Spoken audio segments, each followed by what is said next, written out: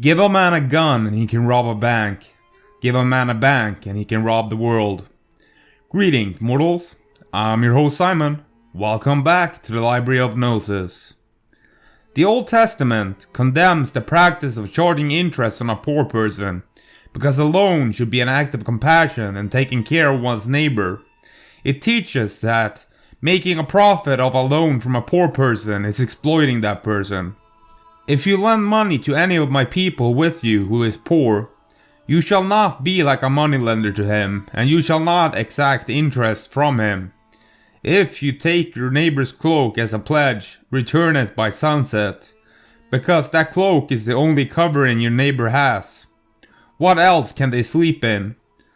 When they cry out to me, I will hear, for I am compassionate. Exodus 22:25. Similarly, charging of interest or the taking of clothing as pledges is condemned in Ezekiel 18, and Deuteronomy 23:19 prohibits the taking of interest in the form of money or food when lending to a brother. It is not clear if this refers to an actual brother, a fellow Israelite, or any human being.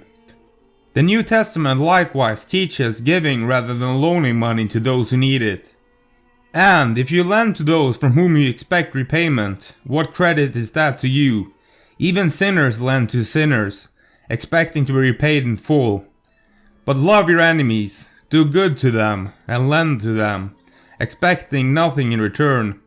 Then your reward will be great, and you will be sons of the Most High. For he is kind to the ungrateful and wicked.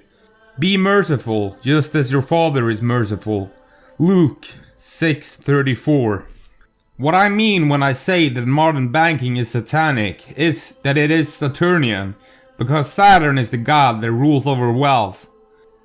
In my later years, I have come to the conclusion that we should strive for unity on a level where we see strangers as just another part of our larger family called humanity. Now, this might be putting it too simply.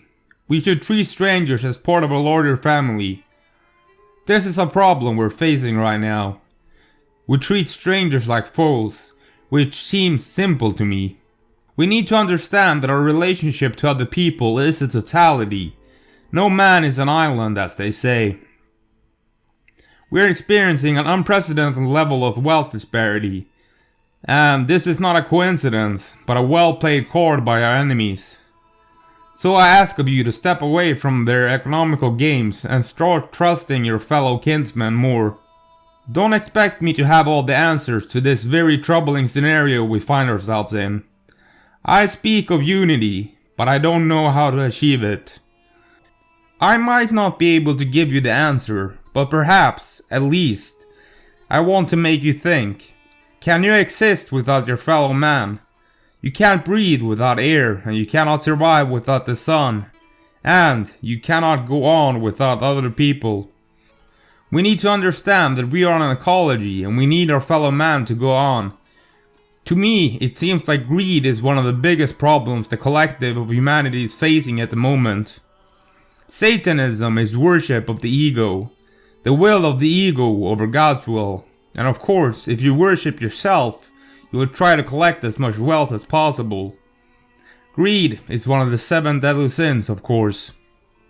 Greed is the inventor of injustice, as well as the current enforcer. Julian Casablancas. Thank you for watching. I'll see you next time, mortals.